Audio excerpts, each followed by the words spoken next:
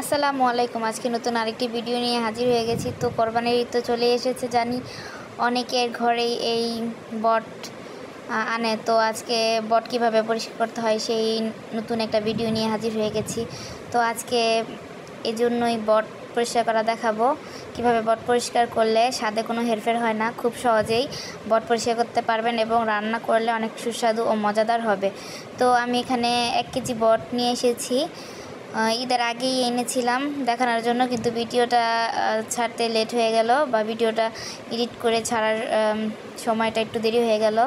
ঈদ তো শেষ, তো এখন অনেকে বট পরিষ্কার করে ফেলেছেন, তারপরেও এই ভিডিওটা দিয়ে দিলাম। যারা বট পরিষ্কার করতে পারে না বা ভালো করে জানে না, তাদের জন্য খুব উপকারে আসবে। অনেকে এর সঠিক প্রসেস না জানার কারণে ঠিক মতন বট পরিষ্কার করতে পারে না, বট নষ্ট হয় অথবা স্বাদে হেরফের হয়, স্বাদও ভালো হয় না। তো অনেকে চুন দিয়ে বট পরিষ্কার করে, চুন দিয়ে পরিষ্কার করলে মনে করে যে হয়তো বা তাড়াতাড়ি পরিষ্কার হয়েছে, এই জন্য চুন দিয়ে পরিষ্কার করে, কিন্তু না, এটা সঠিক প্রসেস চুন দিয়ে পরিষ্কার করা না। চুন দিয়ে পরিষ্কার করলে এটা স্বাদ ভালো হয় না, আরও খেতে খারাপ লাগে। তো আজকে 1 কেজি বটকে কীভাবে পরিষ্কার করছি সেটাই দেখাবো। তো বট আনার পর আমি ধুয়ে নিয়েছি, ভালোভাবে পরিষ্কার করে নিয়েছি, সেটা দেখতেই পেরেছেন। এখন আমি এটাকে কেটে নিব, কিছু ছোট ছোট টুকরো করে কেটে নিব, যাতে এটা পরিষ্কার করতে আমার জন্য সহজ হয়। আর কিছু টুকরো করে কেটে নিলে পরিষ্কার করার সময় কোনো ঝামেলা হয় না। বড় হলে এটা পরিষ্কার করতে নিলে অনেক ঝামেলা হয়, এই জন্য আপনার সাইজ মোতাবেক আপনি টুকরো করে নেবেন। বেশি টুকরো করার প্রয়োজন নেই, মিডিয়াম করে কেটে আমি সবগুলো বটকে এভাবে করে সাইজ করে নিয়েছি। তারপর আমি একটা পাতিলে পানি বসিয়ে দিয়েছি। এই পানিটাকে আমার একবারে বলক আসতে হবে, গরম হতে হবে। গরম হওয়ার পরে এই পানিতেই আমার বটকে 5 মিনিটের জন্য ডুবাতে হবে।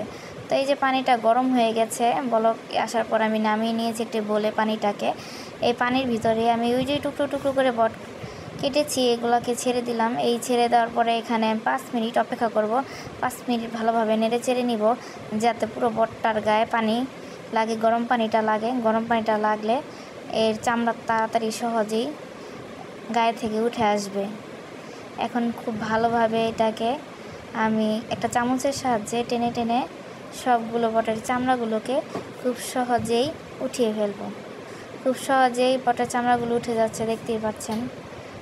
বেশিক্ষণ সময় লাগে না, বেশিক্ষণ 5 মিনিটের অতিরিক্ত সময় নেবেন না, আবার বেশি ভিজিয়ে রাখবেন না, আবার বেশিক্ষণ তাড়াতাড়ি আগে উঠিয়ে ফেলবেন না, তাহলে খুব সহজেই আপনারা এটা পরিষ্কার করতে পারবেন। আর এটা সময়ের হেরফের হলে আবার দেখা যায় যে চামড়া উঠতেছে না, নষ্ট হয়ে যায়। তো আপনারা বুঝে সেটা 5 মিনিটের অতিরিক্ত সময় রাখবেন না, 5 মিনিটের মতোই রেখে উঠিয়ে তারপরে এভাবে চামড়াটা পরিষ্কার করে নেবেন। দেখতে পাচ্ছেন কীভাবে আমার চামড়াটা খুব সহজে পরিষ্কার হয়েছে।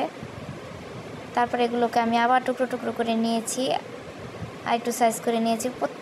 সবগুলো বটকেই আমি পরিষ্কার করে ধুয়ে নিয়েছি, দেখতেই পাচ্ছেন খুব ফ্রেশ হয়ে গেছে। এখন আমি এটাকে আর একটু ধুয়ে নেব ভালোভাবে।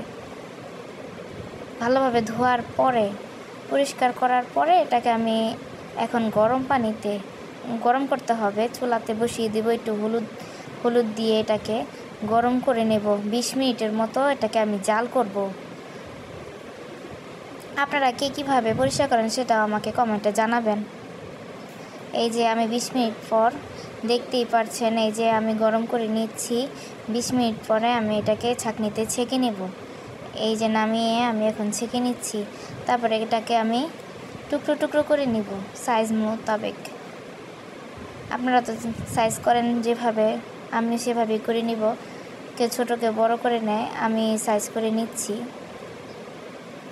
আপনারা কে কীভাবে সাইজ করেন জানাবেন, বা আমাকে ছবি মেসেঞ্জারে দিবেন। এই যে দেখছেন আমি এভাবে প্রত্যেকটা বটকে এইভাবে করে নিয়েছি। দেখেছেন আমার 1 কেজিতে এইটুকু হয়েছে। এভাবে রান্না করলে স্বাদে কোনো হেরফের হয় না।